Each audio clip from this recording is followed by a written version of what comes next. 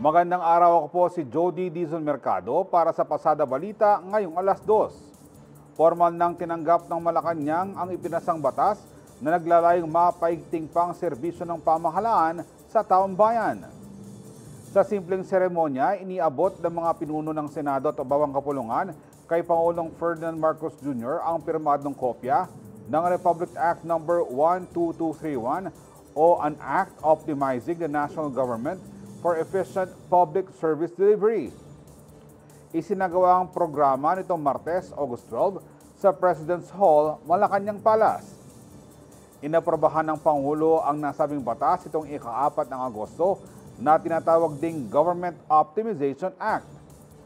Nakasaad sa RA 12231 na gawing mas episyente at responsive ang pamahalaan sa pangangailangan ng taong bayan.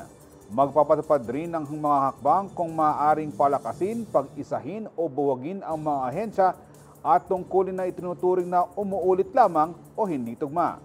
Sa kabila ng mga hangaring ito, titiyakin na pinapangalagaan pa rin ang kapakanan ng mga kawani ng gobyerno.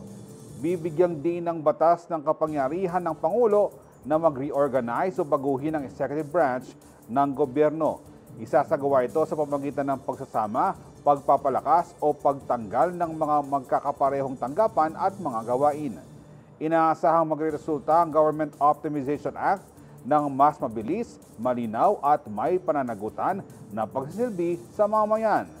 Itinuturing itong mahalagang hakbang ng kasalukuyang administrasyon para sa mas maayos at episyenteng burokrasya upang matiyak ang pinag-ibayo, pinabilis at mas epektibong makarating ang serbisyo ng gobyerno sa mga Pilipino na nakatutok sa social protection at maingat na paggamit ng pondo ng bayan.